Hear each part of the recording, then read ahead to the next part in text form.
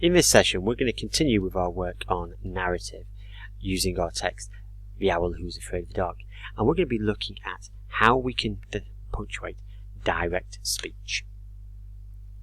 In our story The Owl Who Was Afraid of the Dark, Plop has lots of conversations both with his parents and with the other characters he meets.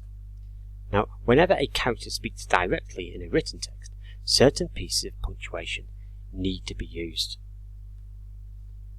Do you know what these are called? Pause the video for a moment, have a little think, pair up with someone and share your ideas. So what is the punctuation that we use when a character speaks directly in written text? Dark is nasty, said Plop loudly. What is the correct name for these pieces of punctuation that you can see highlighted in yellow? Is it speech marks? Is it 66s and 99s? Or is it inverted commas? So what is the correct name for these pieces of punctuation? Speech marks, 66s and 99s, or inverted commas?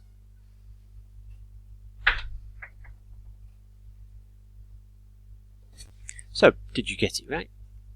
The correct name or terminology for this type of punctuation is inverted commas, and it's important we always use the proper name for the different types of punctuation.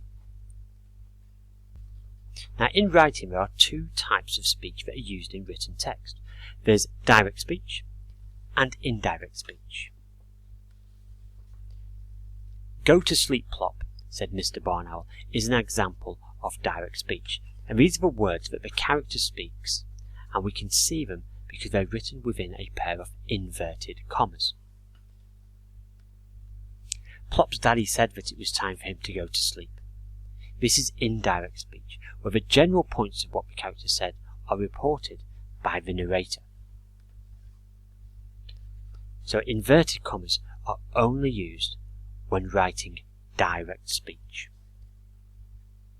As well as inverted commas, we also need to correctly use some different punctuation when writing our direct speech. So the first thing is a capital letter. This must be used at the start of each piece of speech. So you'll have your inverted commas opening, then a capital letter. And you'll continue with what the characters say.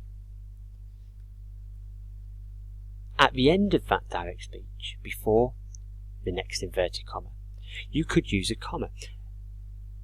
However, should it be a question, then you will use a question mark, and if it's an exclamation mark would be used. So these punctuation marks need to be placed before the closing inverted commas.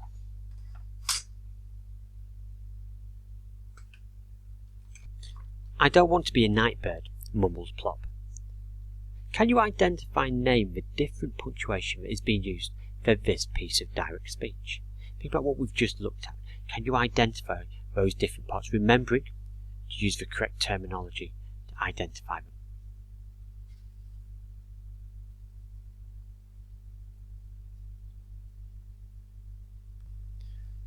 So here we can see we've got our opening inverted commas and our closing inverted commas. These are things that go around the words that are spoken.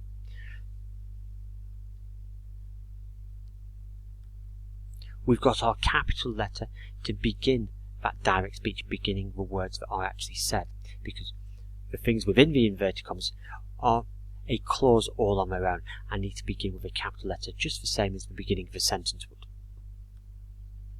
We then end this with a comma to say this is the end of the words that are being said, the end of that clause.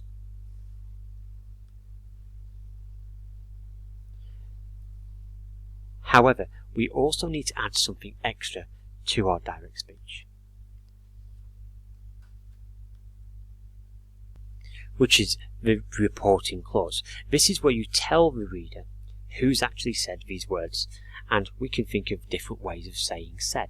So we could have, for example, a synonym for that with mumbled, and this lets the reader know exactly who said it. So now we've recapped on our direct speech, it's now time for you to have a go at creating some direct speech yourself. So for your independent activity, you're going to be given an extract from a conversation with the owl who was afraid of the dark. And your job is going to be to correct that extract by putting in the correct punctuation.